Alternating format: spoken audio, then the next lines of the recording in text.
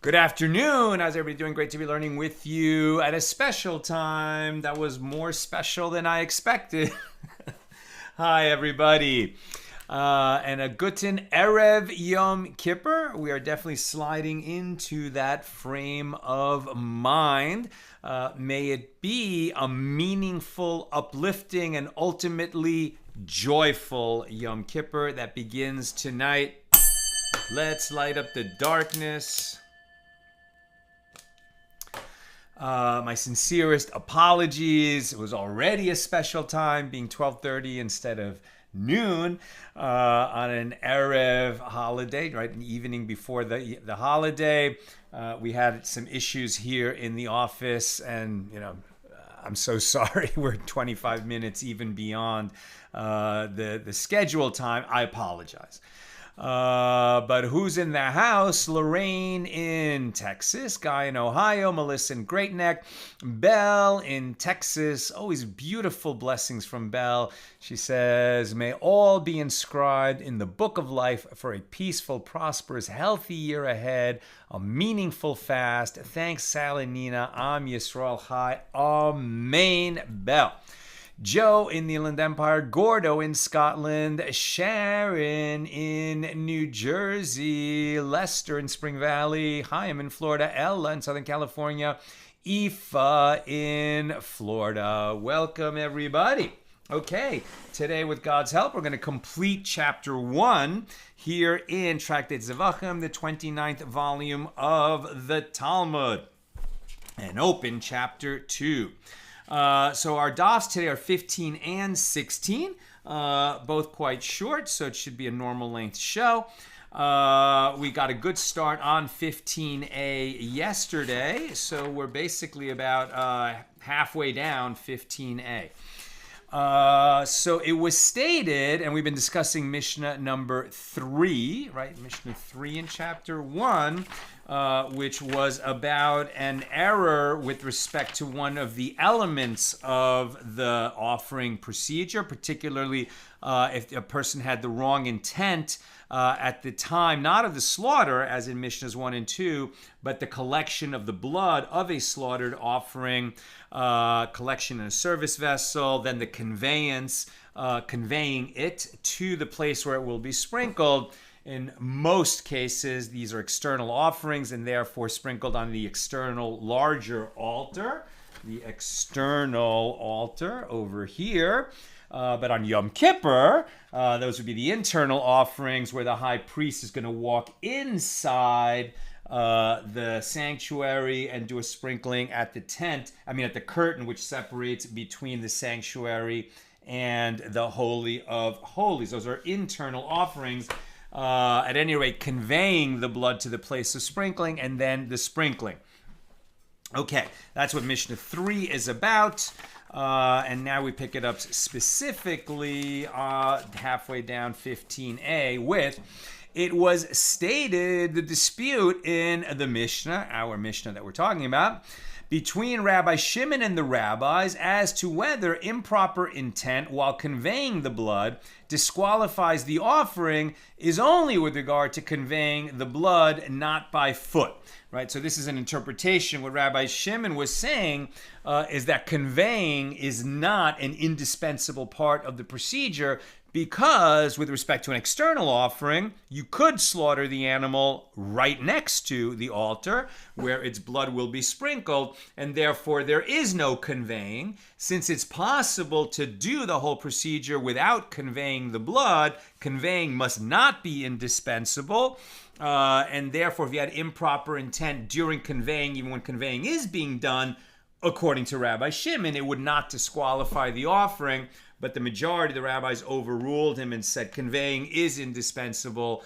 So if you had improper intent, it would disqualify the offering. Then an interpretation on that was, well, what kind of conveying are we talking about? So let's just say that you don't do the slaughter right next to the altar. You need to bring the blood to the altar, but you could bring it there in two different ways. Either a priest, either the one who collects it in the blood, collects the blood in the service vessel, then carries it, or even a different priest now takes that service vessel with the blood in it and walks it over to the altar. And that's what we normally think of as conveying. And that's proper conveying. But what if they do more of this bucket brigade, which on Pesach was definitely happening because there were so many offerings being brought. It was just going to take too much time to have one priest walk it over. So the courtyard is full of priests. And then the one who's doing the slaughter, there's another one who's collecting the blood. He immediately passes it off to the priest standing next to him. And a chain of priests just pass it over. And you can imagine it gets there much faster. That's why in the old days, before, towns with fire hydrants and, fire prevention systems of water pumping all through the town, they had a bucket brigade, right? And so there was a well somewhere and a chain of people, and they would pass the bucket down the chain of people. It could move much faster that way than a person, I think, actually running with it. So is that considered proper conveying such that if, I guess, anyone in that chain of conveying, if he had the wrong intent about the wrong kind of offering, wrong owner, etc., would that disqualify the offering? So that's the question we're examining now. It was stated that the dispute in the Mishnah between Rabbi Shimon and the rabbis as to whether improper intent while conveying the blood disqualifies the offering, now the interpretation, is only with regard to conveying the blood, not by foot, not by a priest carrying it over. So with regard to the greater conveying, i.e. conveying the blood by moving the feet, everyone agrees that if one performs it with a prohibited intent, erroneous, improper intent, that the offering would be rendered unfit. Unfit, not just disqualified, but unfit. Can't go any further. When they disagree, it is with regard to lesser conveying, i.e. conveying the blood by hand without moving the feet, in a case where the offering was slaughtered next to the altar. Okay, so now they're saying next to the altar. Why do they need next to the altar? They could be passing it, but without moving the feet. Okay, so they laughed at this statement in the West, i.e. in Eretz Yisrael, saying, but if so, one encounters a difficulty with regard to a bird sin offering. All right, so now we've talked a few times. If somebody's bringing a less expensive sin offering, he can't afford to bring a young lamb or goat, so he's bringing a bird offering. Obviously costs much less. Now, is this a slaughtered offering? No, because it is a living offering, but it is not slaughtered. Slaughtered or shechting is a technical term that implies, putting the knife across the throat of the animal. And with these pigeons or doves that were used for bird offerings, they didn't do that. Instead, the priest would nip its neck as a special technique that the priests learned how to use. They had a long thumbnail in order to do it. And they could literally, just pinch off the bird's head. and it would bleed from that wound. Where did they do it? Right? You're not, with the bird offering, you don't nip its head, pour blood into a vessel, and bring the vessel over to the altar like you do with slaughtered offerings.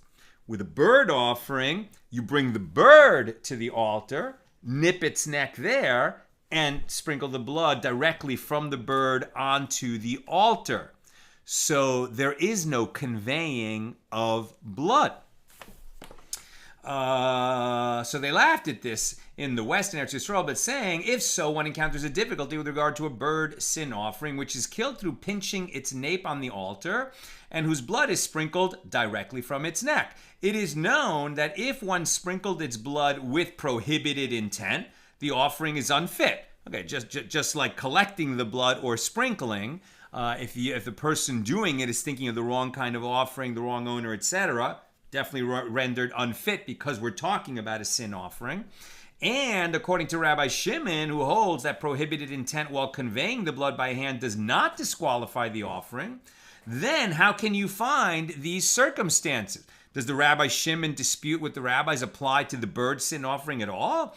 If the priest has prohibited intent with regard to the offering before the blood comes out of the bird, well, this intent is nothing, since his waving is like conveying by hand. And if he had it right before he's killed the bird, it's before the slaughter, right? Nothing has happened yet. The process of bringing the offering hasn't begun before he nips its neck. And if he has such intent after the blood came out, well, its mitzvah was already performed as the blood reached the altar, right? So we know that at the time that he's nipping it, he has to have the correct intent. Before he nips it, he hasn't done anything. After the blood already reaches the altar, it doesn't matter. The process is done. The sprinkling happened. So the Gemara asks, what is the difficulty? Perhaps the offering is disqualified due to prohibited intent from the moment the blood leaves the bird until the moment it reaches the altar. What? Right? The priest is standing right at the altar.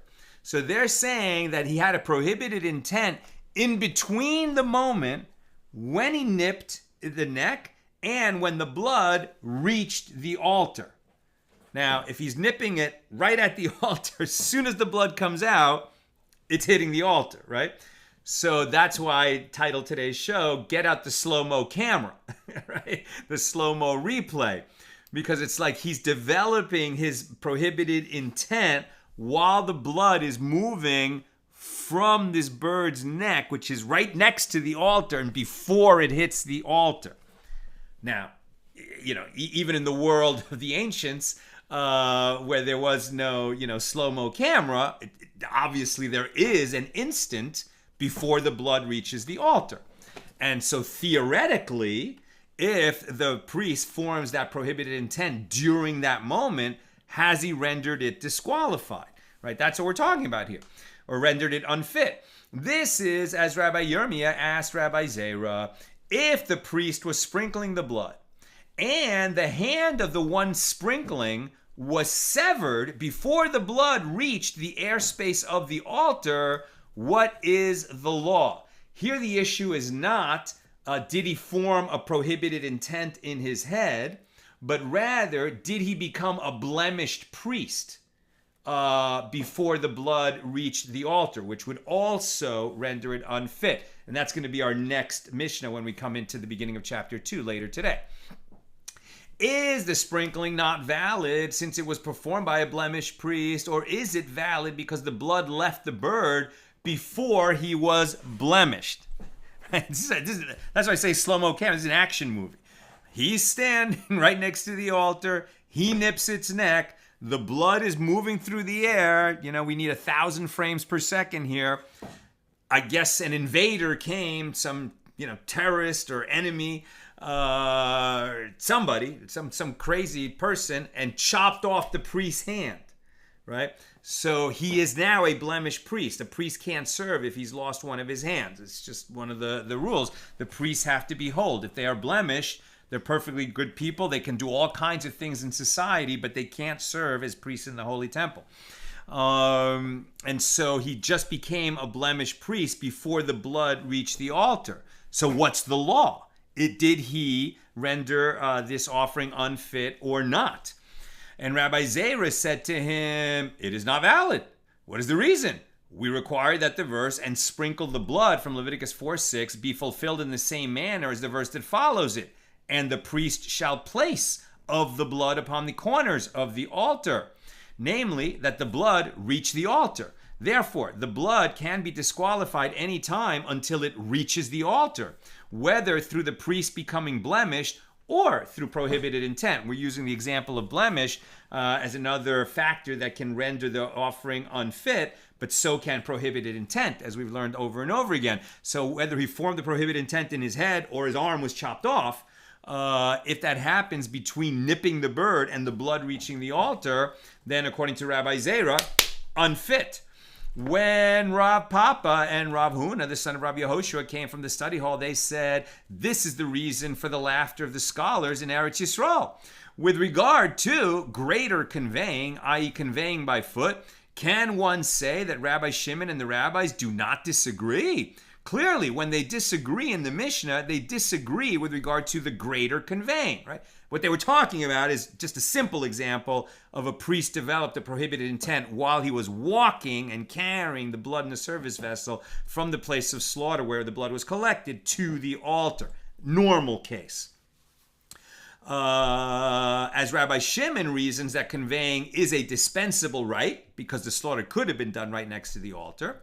Only conveying by foot is dispensable, since even if the offering is slaughtered next to the altar, the priest will need to move its blood somewhat with his hand, right? Obviously, even if he's standing right next to the altar, there's going to be movement with the hand, which would be analogous to this bird sin offering example. So rather, the statement under discussion should be amended to say, with regard to the lesser conveying, i.e. conveying the blood by hand, everyone agrees that it does not disqualify the offering due to prohibited intent, because it's too short a time, I guess. And when they disagree, it is with regard to the greater conveying, i.e. conveying the blood for a distance by foot. Rabbi Shimon holds that improper intent even then does not disqualify the offering, and the rite is dispensable, and the rabbis maintain that it does disqualify it. If a priest, right, so the law on that, if the hand was severed, right? If the hand of one sprinkling the blood is severed before the blood reaches the airspace of the altar, the sprinkling is not valid, in accordance with the opinion of Rabbi Zera. So, right, in that SLO-MO camera example, if he became blemish or if he developed an improper intent after he nipped the neck, but before the blood reached the altar, and presumably the same, even if it was a slaughtered offering, right, where it was collected in a service vessel and he developed the inappropriate intent while he was, taking the blood to sprinkle it, this would invalidate the offering, would render it unfit. Okay, new topic. If a non-priest conveyed the blood to the altar, right, so this is actually also the next Mishnah, but very simple case, right? Regular conveying, walking it over. Can a non-priest do that? Absolutely not. We learned that yesterday. If a non-priest conveyed the blood to the altar and a priest returned it to its original location and a priest then conveyed it again to the altar, keeping the movie terminology going, take two. We did it wrong, so we're going to do a do-over. Right? Take two or replay, a do-over, like kids would say. Can we correct the problem? They slaughtered it properly with correct intent. They collected the blood properly with correct intent. Then a non-priest somehow got involved, or maybe he was a priest, but then it just came out that day that he's a disqualified priest. His father, his mother was a divorced woman that his father married. He's not fit to serve in the temple because the son of a priest who married a divorcee is a Cohen, but he's a halal. He's a disqualified Cohen who can't serve in the priest. And that just came out. So he was, and he had already walked it over to the altar, but didn't sprinkle it. And they're like, oh, no, he can't serve. He's a non-priest or he's a disqualified priest. Okay, walk it back back to the place where, he picked it up, get another priest who is qualified, and do it over, the conveying to the altar, and then he sprinkles. Have we rendered it unfit? Answer, yes, it is unfit. Because he conveyed it, right, walked it to the altar, and this is a person who's not permitted to do that, or was one who is permitted but he had improper intent, he has rendered it unfit. And the minimum measure, right, what actually renders it unfit is that he picked it up and moved it toward the altar with his feet. If he had moved away from the altar, then we could walk it back and start again properly with a fit priest, and it would not be rendered unfit. If a non-priest conveyed the blood to the altar and a priest returned it to its original location, and then a priest conveyed it again to the altar, the sons of Rabbi Chia and Rabbi Yanai disagree with regard to the law. One says that the offering is fit, the do-over worked, and one says it is unfit, the do-over did not work. This is because one sage holds that if the blood is conveyed improperly, it is possible to correct it, and one sage holds that it is not possible to correct it. If a priest conveyed it to the altar and then returned it, and a non-priest then conveyed it again, Rav Shimi bar Ashi says, according to the statement of the one who deems the offering fit in the previous case, where a non-priest conveyed it the first time and a priest conveyed it the second time, in this case the offering is unfit, as a non-priest conveyed it the second time. According to the statement of one who redeems the offering... according to the statement of the one who deems the offering unfit in the previous case, as a non-priest conveyed it the first time, in this case where a priest conveyed it the first time, he deems the offering fit. Rava says, even according to the statement of the one who deems the offering unfit in a case where a non-priest conveyed it the first time, it is unfit in this case as well. Where a priest conveyed it the first time and a non-priest conveyed it the second time. What is the reason? Because after the blood is returned to its original location, it is once again necessary to convey it to the altar. And so anytime a needed conveyance is done by a non-priest, disqualified priest, somebody who is improper to do it, he renders it unfit, even if you do it over afterward. Now we're on page 15b. Rabbi Yirmiyah said to Rav Ashi, this is what Rav Yirmiyah of Difti said when he stated that it is necessary to bring the blood to the altar again, and that therefore the second conveying is considered a sacrificial rite, and it must be performed by a priest. He meant that this principle is subject to a dispute between Rabbi Eliezer and the rabbis. And what is that dispute? This is as we learned in the Mishnah on page 13a that we're still discussing. Rabbi Eliezer says, with regard to one who conveys the blood in a situation where he is required to convey it, prohibited intent while conveying it disqualifies the offering. If he conveys the blood in a situation where he is not required to convey it, prohibited intent while conveying it does not disqualify the offering. This seems to be the same ruling as Rabbi Shimon, but he's sort of further explicating the principle of it.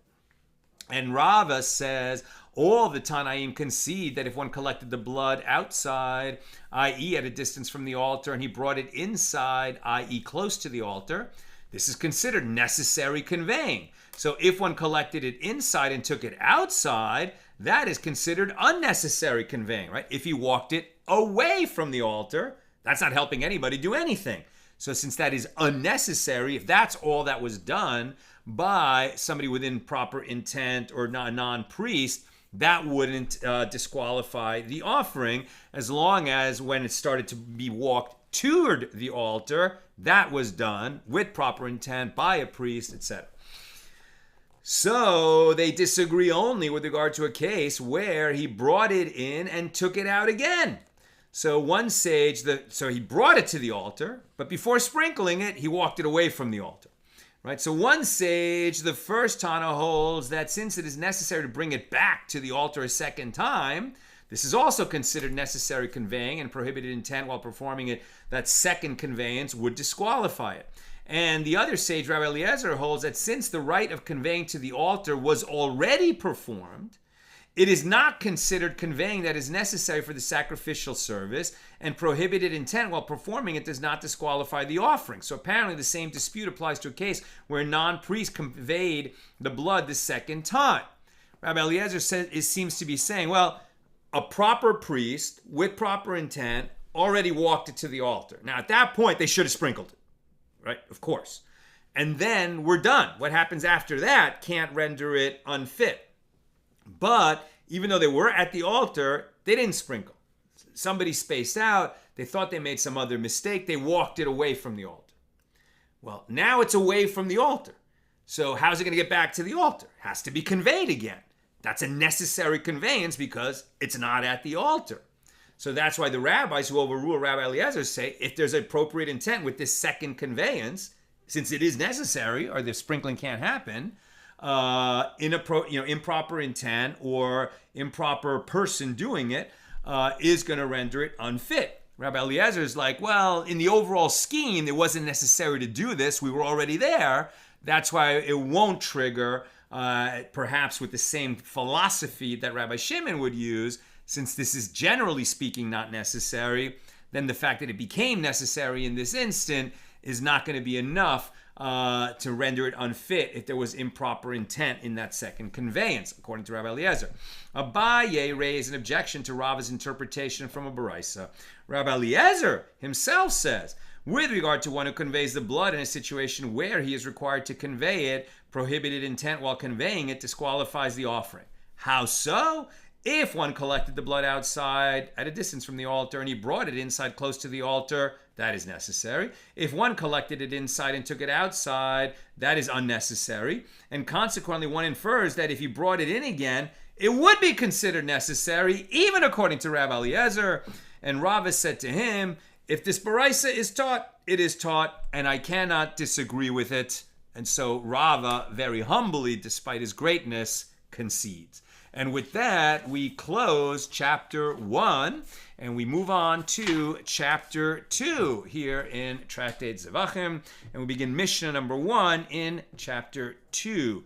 Right? In number 1, we were talking about improper intent with respect to what kind of offering, or the owner, or what we're going to do with it later, and in terms of the slaughter, and in terms of the various other rituals associated with bringing a slaughtered offering, collecting the blood, conveying, and sprinkling. Now we're going to focus a little more on the identity of the one doing these rituals. Mishnah 1. With regard to all slaughtered offerings, if the one who collected their blood was a non-priest, or a priest who was an acute mourner, right? Somebody who lost a very close relative that same day, and has not yet been buried. Or, because once he's buried, he's not an acute mourner. So sometimes a burial happens on the same day of death, and then after the burial, he's no longer an acute mourner. Or one who was ritually impure, he was tameh, and who immersed that day. We're getting a little bit more into the weeds here, right? So if you're tameh, you can't serve in the temple. What if you were tameh and you purified? You did what you needed to do to be purified from your tuma, and you immersed in the mikvah. So you don't have to bring further offerings. If it was corpse tuma, you were sprinkled on the 3rd and 7th day, you immersed in the mikvah, and you did everything that you need to do for your purification, but there's one step still missing. That's why this person is called a tevel yom. He immersed that day. And that means he has to wait for nightfall. His purification is not finished until the next day begins, which on the Hebrew calendar is always that night. So somebody who immersed that day, he is purified of his tuma, but his process, his procedure is still awaiting nightfall, and that hasn't come yet. So technically, he is still tameh. Or one who has not yet brought an atonement offering. So that would be a zav or a mitzorah. That part of his purification involves bringing offerings. He's done his full purification, but he hasn't brought those offerings yet. So technically, he's still tameh. Or a priest who is lacking the vestments. He's not wearing the proper clothing of a priest. Or one who did not wash his hands and feet from the water in the basin prior to performing the temple service. A requirement for all priests who are doing the avoda of the priests in the Holy Temple. the service, right? The avoda is one of the words that we use for the work, but in this case it means the holy work of the temple service. Prior to performing the temple service, or an uncircumcised priest. Could happen, but he's not allowed to serve. Or a ritually impure priest, he's simply tameh. Or if one who collected the blood was sitting, he can't do it sitting, he has to be standing. Or if he was standing, but not on the floor of the temple, rather upon vessels, right? He doesn't have his feet in contact with the floor of the temple. These are all going to disqualify the service. Or upon it, he has his feet on an animal, or upon the feet of another person. He has disqualified the offering.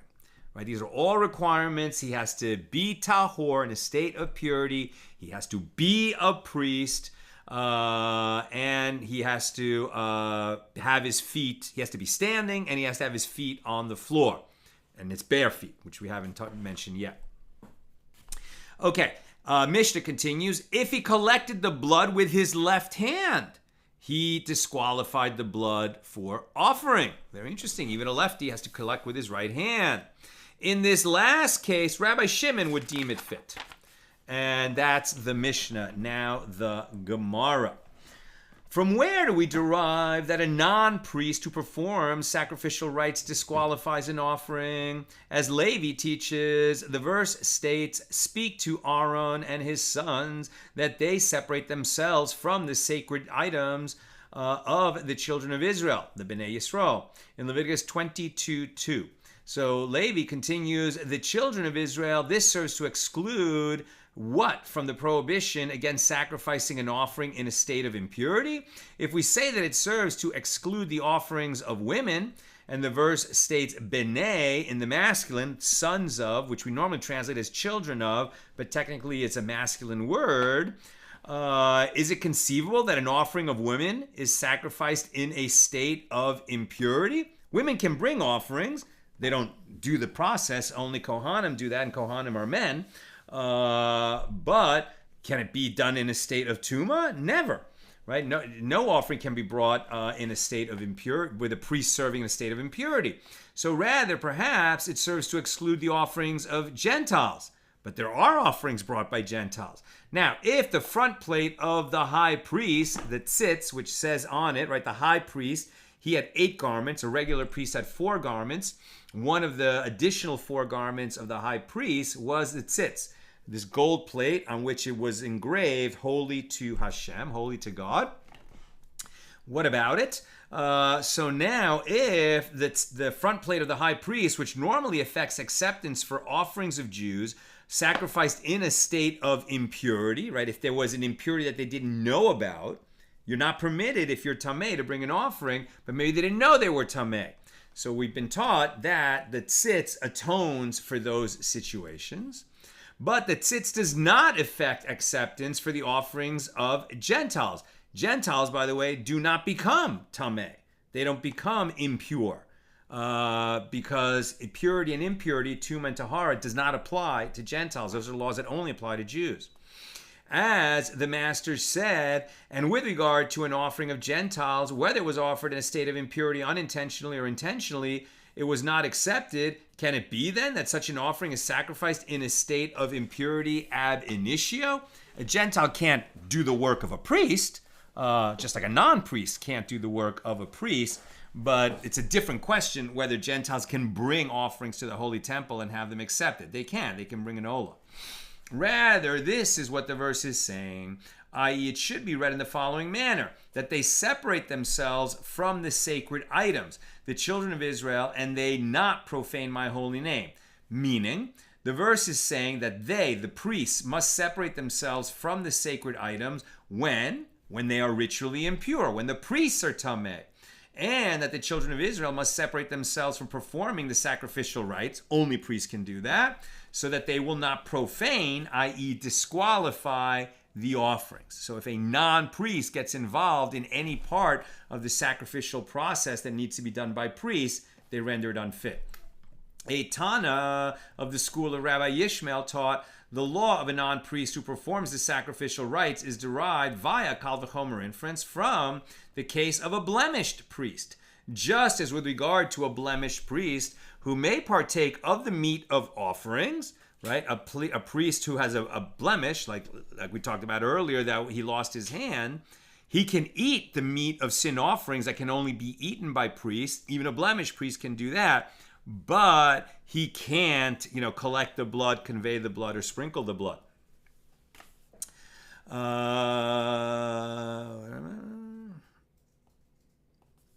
Yes, a kal v'chomer inference from the case of a blemished priest. Just as with regard to a blemished priest who may partake of the meat of offerings, if he performed sacrificial rites, he has nevertheless desecrated the service. Then, with regard to a non-priest who may not partake of the meat of sin offerings, which only priests can eat, is it not right that if he performs sacrificial rites, he has desecrated the service, right? You get the kal v'chomer. A blemished priest can eat the meat of a sin offering, but if he, and the Torah says that a blemished priest will render the offering unfit, then a non-priest who can't eat the meat of those offerings, how much more he would disqualify it if he became involved in the sacrificial process. And what's the Gemara now going to do? Reject this inference because there's multiple factors at work here. Now we're on 16a. One cannot draw a kal v'chomer inference from a blemished priest as what is notable about the case of a blemished priest? It is notable in that the Torah rendered an animal that is sacrificed like the priest who sacrifices it, i.e. both blemished animals and blemished priests are disqualified. Since there is an added element of stringency with regard to the case of a blemished priest, one cannot draw a kal v'chomer inference from it, right? Because a person who is, what am I saying? A person who is tameh can't enter the temple, but he can bring an offering. Now, he can't touch the offering because he would render it tameh if he's tameh, but somebody can hand it to the priest on his behalf. So a person who is tameh can have an offering brought on his behalf, but he can't bring an animal that is tameh. Right? So it breaks down because there's certain unique stringencies to blemishes with respect to animals, with regard to priests. We're not going to be able to automatically extend the requirements of a blemished priest or the prohibition on a blemished priest to a non-priest. So the Gemara suggests the case of an impure priest, okay, a priest who is not blemished but who became tameh, will prove that this is no reason to reject the kal v'chomer inference. While an animal and the priest are not equated with regard to tuma, as an animal cannot become impure while alive, but a priest can. Oh, very interesting. Very good. So an animal cannot become impure.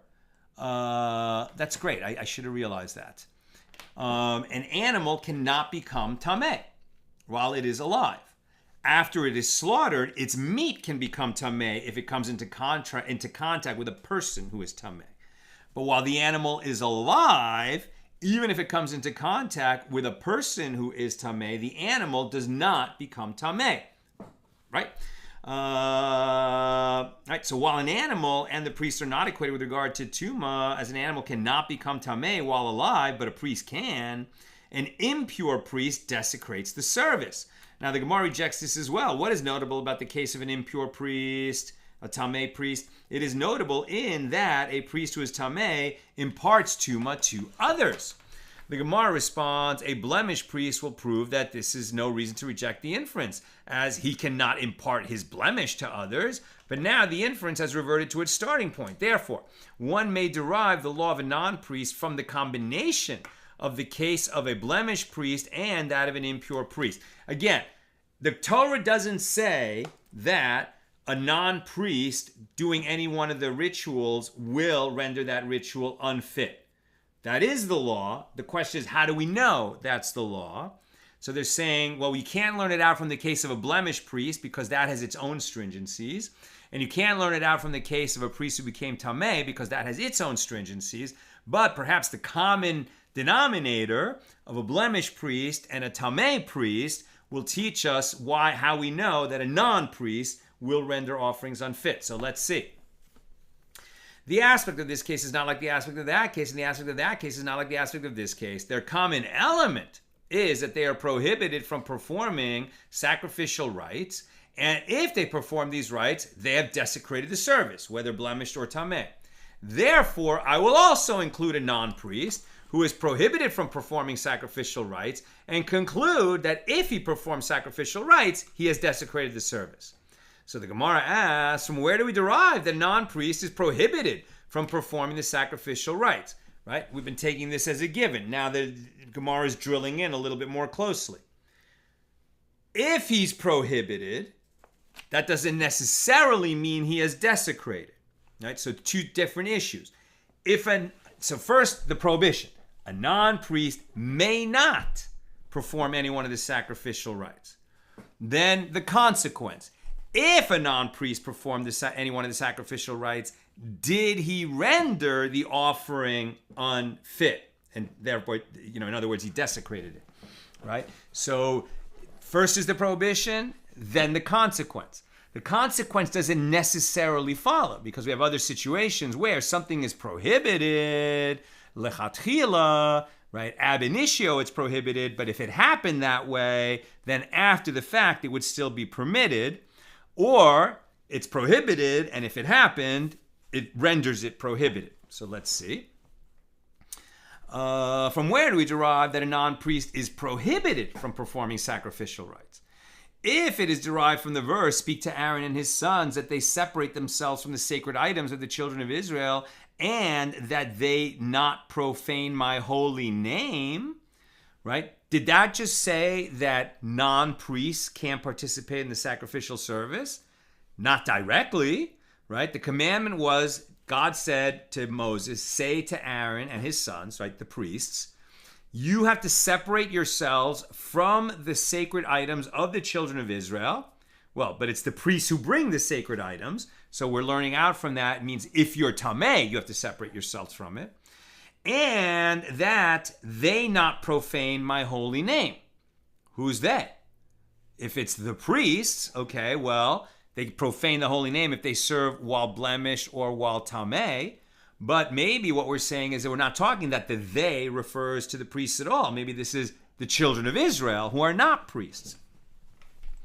So then the Kal V'chomer, so if we can derive it directly from that verse, then we don't need a Kal V'chomer inference, since profanation itself is written in the verse. So rather, it must be that it is derived from the verse, keep the charge of the tent of meeting, whatever the service of the tent may be, but a common man shall not draw close to you. That seems to say pretty clearly that a non-priest cannot draw close. What does draw close mean? What is an offering? Here we're talking about a zevach, right, or zevachim offerings, but offerings that are slaughtered. We also call the offerings korbanos, right? And what's a korban? It's another word for bringing an offering in the temple, but what is a korban? It specifically means drawing near. So maybe this has proved that non-priests can't be involved in the drawing near, where the drawing near is bringing an offering. The Gemara asks, shall the Kal V'chomer inference drawn from the cases of a blemished priest and an impure priest, the Gemara says, still, the Kal V'chomer inference drawn from the cases of the blemished priest and the impure priest can be refuted. What is notable about their common element? It is notable that a blemished priest and an impure priest were not permitted to perform sacrificial rites on a private altar during times when there was no temple or permanent tabernacle. Since it was permitted for non-priests to perform rites on private altars, perhaps non-priests do not desecrate the sacrificial rites performed in the temple, right? So it's this quirk of history that there was this very brief period when there was no temple and the tabernacle was not in a fixed place when the private bamos, the private altars, were permitted. And when private altars were permitted, you didn't need a priest in order to bring an offering. Since that happened, for a few short instances in Jewish history, maybe we learn out from that, okay, no, priests are supposed to bring the offerings in the Holy Temple or the Tabernacle, but if a non-priest does it, he doesn't render it unfit, since there was a short time in history when he could do that. And the Gemara responds to this by saying, do not say that the case of an impure priest will prove a kal v'chomer inference with respect to a blemished priest. Rather, say that the case of an acute mourner will prove it, as it is prohibited for him to perform the service, and if he were to perform it, he would desecrate it. Well, this too is rejected. What is notable about the case of an acute mourner? It is notable in that he is prohibited from partaking of Meiser Sheni, the second tithe, which we would use, when the temple was standing in Jerusalem to fund our eating and drinking when we went up to Jerusalem for one of the festivals, right? That's what the second tithe is used for, the Meiser Sheni. And an acute mourner, because he's an acute mourner, cannot partake of the Meiser Sheni, either the produce that was set aside to be the Meiser Sheni, or if you exchange it for money, he can't use that money while he's an acute mourner. Whereas a non-priest may partake of second tithe. Why wouldn't he? And the Gemara responds, a blemished priest will prove the inference as he may partake of Meiser Sheni, but now the inference has reverted to its starting point. Right? We don't have a clear proof that a non-priest is prohibited. The aspect of this is not like the aspect of that. Their common element is that they are prohibited from performing sacrificial rites ab initio, and they desecrate the service if they do so. Therefore, can we say, with regard to a non-priest who is prohibited from performing the sacrificial rites, if he performed the sacrificial rites, he has desecrated the service? But the Gemara says, no, we haven't proved it. Here, too, we can refute that inference. What is notable about their common element? It is notable in that both an acute mourner and a blemished priest were not permitted to perform sacrificial rites on a private altar, unlike a non-priest. A non-priest could.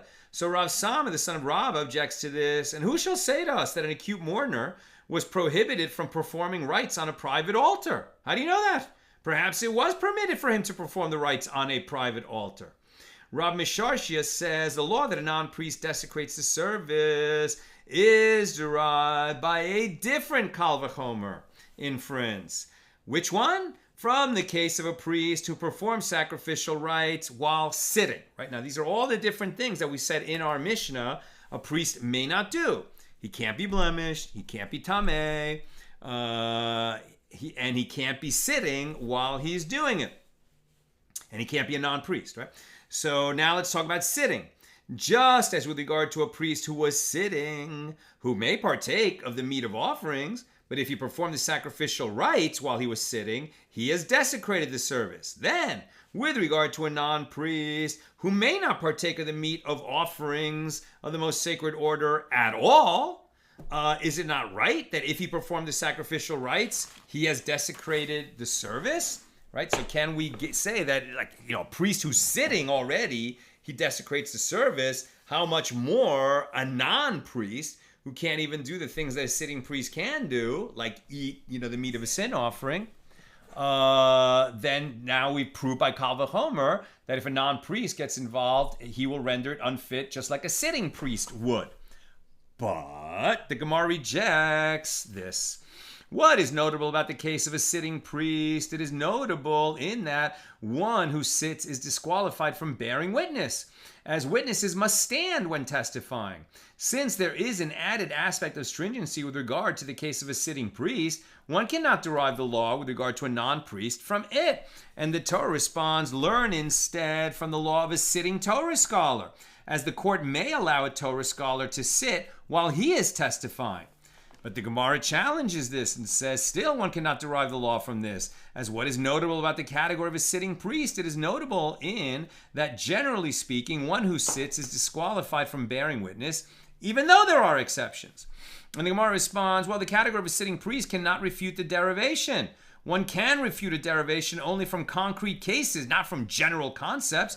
And even if you say it can refute the derivation, the law with regard to a non-priest can be derived from the case of a sitting priest and from one of those other cases. Let's combine the law of the sitting priest and the blemished priest, or the impure priest, or the acute mourner, all of whom may testify. So the Gemara asks, and from where do we derive that one who is sitting is fit to perform the sacrificial rites on a private altar? If he is not, then we could refute this. And the verse states, the Lord separated the tribe of Levi to bear the ark of the covenant of the Lord, to stand before the Lord to minister to him. The verse indicates that the sacrificial rites must be performed while standing, only before the Lord, i.e. in the temple where the divine presence resides, and therefore not before a private altar, which is a mere place of worship. New topic. The Mishnah taught that rites performed by an acute mourner are disqualified. How do we know that? From where is this derived? As it is written with regard to a high priest who is an acute mourner, and he shall not leave the sanctuary, and he will not profane the sanctuary of his God. Leviticus 21:12. So one can infer, but any other ordinary priest who did not leave the sanctuary while he was an acute mourner and continued to perform the service has desecrated the rites that he performed. Right? So interesting. The high priest, even while he's an acute mourner, he can't leave the holy temple.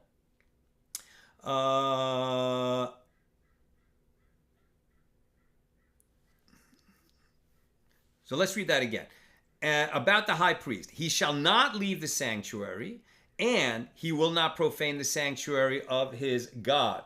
So what does that mean? So if he's an acute mourner, he can't leave. Does that mean he continues his service? I think yes. Even though he's an acute mourner, the high priest continues. And so we're going to distinguish the high priest from a regular priest. A regular priest cannot continue the service if he's an acute mourner. Rabbi Lazar says one can derive it from a different place. When Moses asked Aaron why the sin offering that was sacrificed on the day that his sons Nadav and Abihu died, Moses asked Aaron, why was it burned and then not eaten? So he suspected that Aaron's other sons, Eleazar and Itamar, had sacrificed the sin offering while acute mourners, which disqualified and forced them to burn it. And Aaron responded to Moses, this day have they offered their sin offering? Rather, I offered it. As high priest, I do not desecrate the temple service even when I am an acute mourner. I burned it only because, as acute mourners, my sons and I are prohibited from partaking the meat. Right? So interesting, as an acute mourner, the high priest doesn't eat of the parts of the sin offering that are eaten by priests, but because he's a high priest, even as an acute mourner, he remains in the temple and he does the avodah, right? Eating it, it becomes a gift to the priest and they can eat it. I don't know that they need to eat it in order to effect atonement. The atonement is effected when the blood is sprinkled, right? So the high priest still has work to do. He burns that offering, but he doesn't eat of it. Rabbi Elazar continues, so by inference one can derive that if they had offered the sin offering, they would have disqualified it, and it would have been proper that it was burned. We've proven that a priest who is an acute mourner may not do part of the sacrificial process, and if he did, he would have profaned it, desecrated it, rendered it unfit. So the Gemara asks, and what is the reason that Rabbi Lazar does not say that this law is derived from the verse, and he shall not leave the sanctuary? So the Gemara responds, he could have said to you, is it written, but any other ordinary priest that did not leave the sanctuary has desecrated the rites he performed? It is only an inference, and so it is not conclusive. And the Gemara asks, okay, well, the other sage who does derive it from that verse, and he shall not leave the sanctuary, what is the reason that he did not say to derive it from the verse of Aaron speaking to Moses about his sons, his living sons, that this day they have offered their sin offering? And the Gemara responds, he holds that the sin offering was burned because it became ritually impure, not because Aaron and his sons were acute mourners. A Tana of the school of Rabbi Yishmael taught the law is derived by Kal V'chomer inference from the case of a blemished priest. We're learning out the law of the acute mourner from the case of the blemished priest. And just as, and now we're on page 16b, and just as with regard to a blemished priest who may partake of the meat of offerings, if he performs sacrificial rites, he has desecrated the service. Then with regard to an acute mourner who may not partake of the meat of offerings, is it not right that if he performs sacrificial rites, he has desecrated the service? What's the Gemara going to do? It's going to reject the inference by pointing out a logical flaw. One cannot derive this law from the case of a blemished priest. As what is notable about a blemished priest? It is notable in that the Torah rendered animals that are sacrificed like priests who sacrifice them. Since this stringency does not exist with regard to acute mourning, perhaps an acute mourner may perform the sacrificial rites as well. Right? Being an acute mourner is not the same as being blemished. I mean, you could also have said that being an acute mourner will end, right? And being blemished may end, or it may not. But they're choosing to say something different. Like the difference between them is that being a blemished priest, it's like the same kind of thing that can happen to an animal. An animal can be blemished and disqualified. A priest can be blemished and disqualified. But an acute mourner, that's something that only applies, to Jews. It only applies to humans and to Jews, right? The category of acute mourner, obviously there are non-Jews who mourn deeply and tragically when they lose a loved one, but legally speaking, an acute mourner only applies to humans and specifically Jewish humans.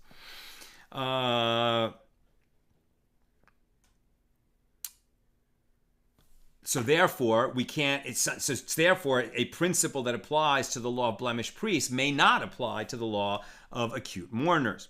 So the Gemara responds, the case of a non-priest will prove that this is no reason to reject the Kal V'chomer inference, since there is no equivalence between priest and sacrifice in this regard, yet a non-priest desecrates the service.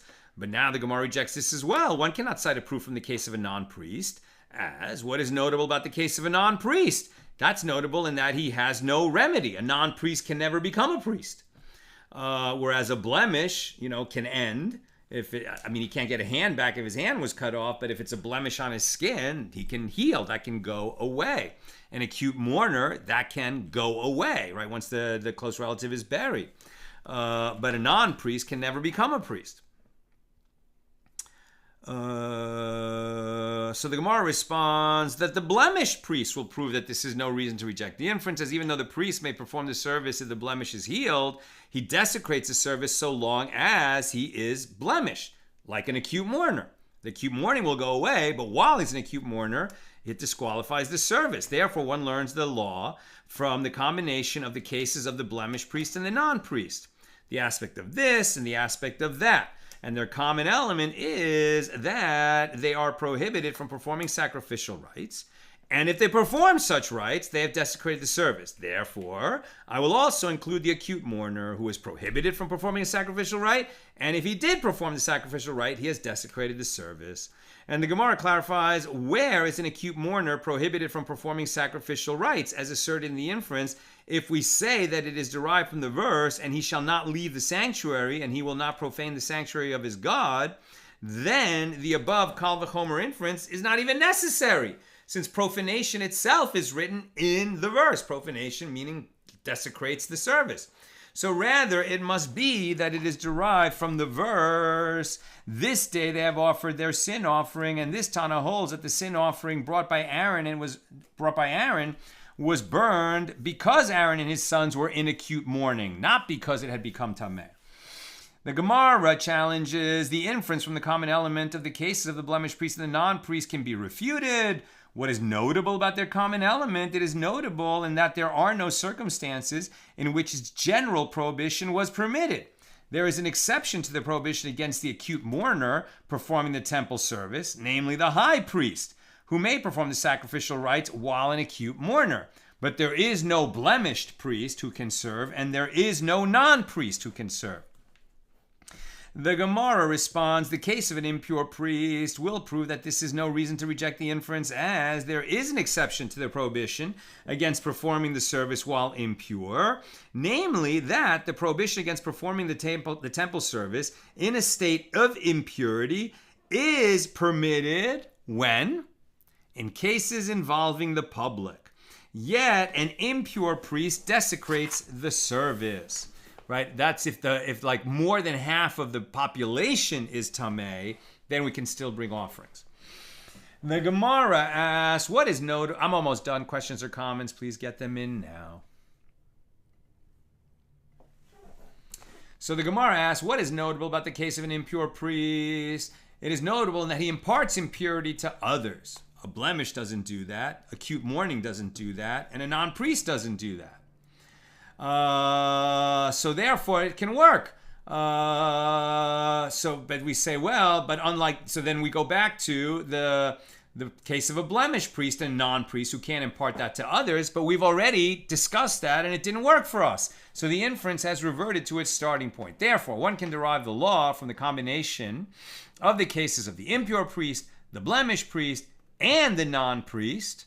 And their common element is that they are prohibited from performing the sacrificial rites and they desecrate the service. So therefore, if all three have that common element that they're prohibited to do it, and if they do it, it desecrates the service, then the acute mourner who is prohibited to do it will also desecrate. And the Gemara rejects it and says, no, but let one refute this as well. What is notable about the common element of those three cases? It is notable in that its general prohibition was not permitted even in the case of a high priest performing rites for an individual's offering. By contrast, a high priest in acute mourning may perform rites even for individual offerings. And the Gemara responds, the category of impurity at least is permitted in the case of communal offerings. Therefore, one cannot claim that an impure priest, a non-priest, and a blemish priest all share a lack of exemptions. So Rabbi Shimon, and therefore that's not a common element. It's not going to discredit our Kal V'chomer.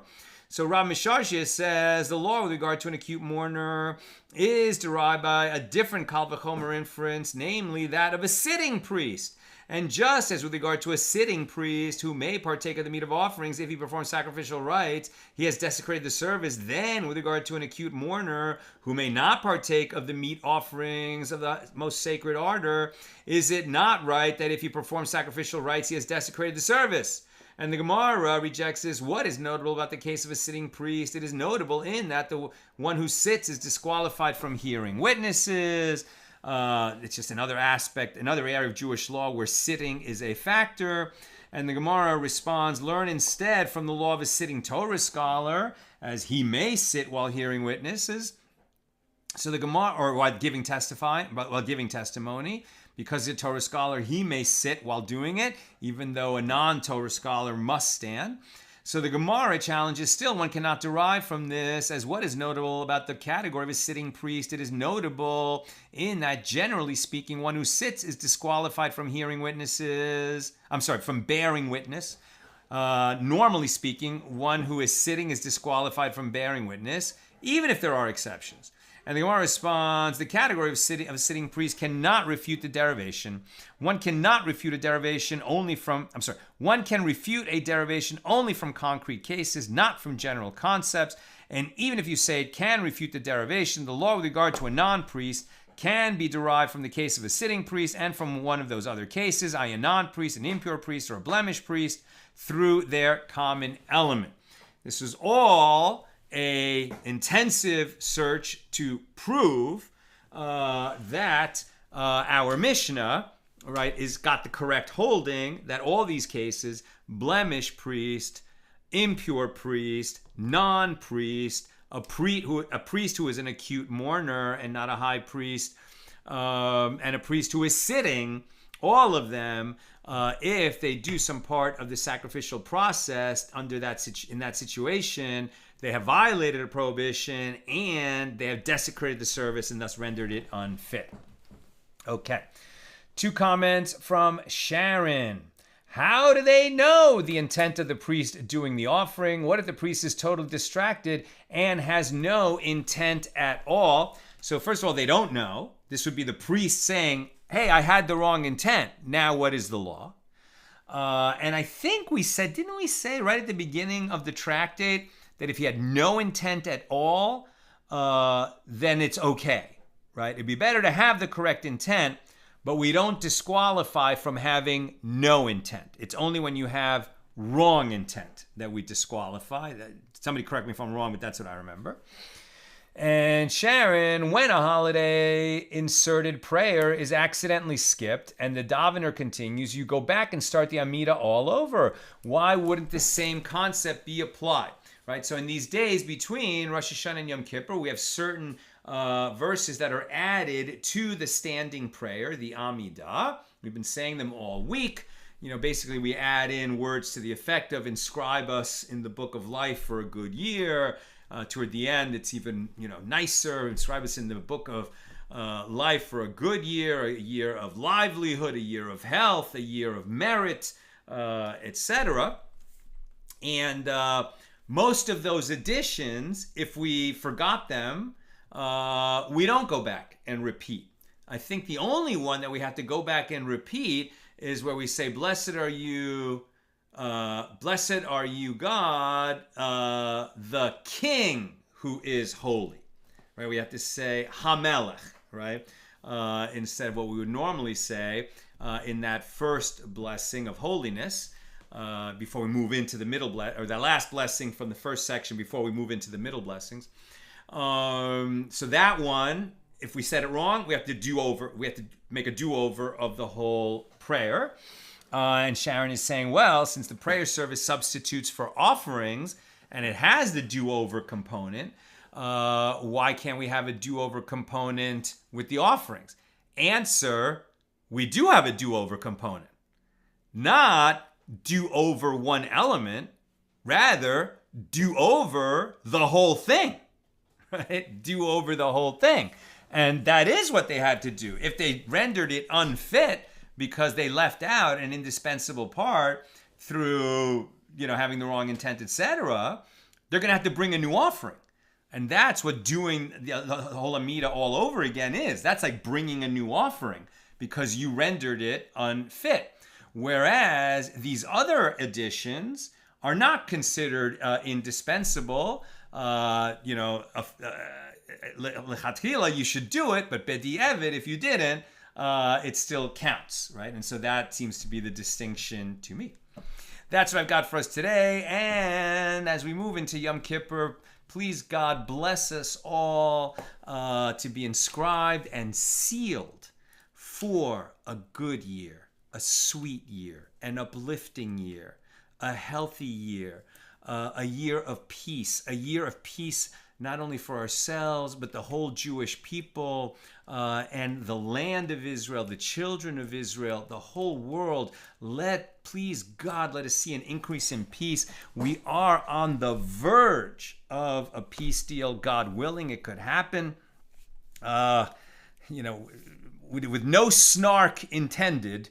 It is unbelievable, how people malign the Jewish people in Israel these days with this talk of genocide. Obviously, Israel's not committing a genocide. If it was a genocide, why would we have to beg, the alleged victims of the genocide to accept a peace, to accept a ceasefire? Obviously, it's not a genocide. But please God, let us achieve the terms for a secure and lasting peace. And we say Amen. Gemar Chatima Tova, or more Ashkenaz, Gemar Hasima Tova. May we hear only good news as we go into Yom Kippur, during Yom Kippur, and as we emerge from Yom Kippur. And we'll start building our sukkahs on Friday, if not Thursday night. And then we'll start going on that big upward ramp of tremendous joy. Sukkot is the holiday of joy, and that is ahead. But first, the deep and profound and meaningful Yom Kippur. May it be holy, may it be good.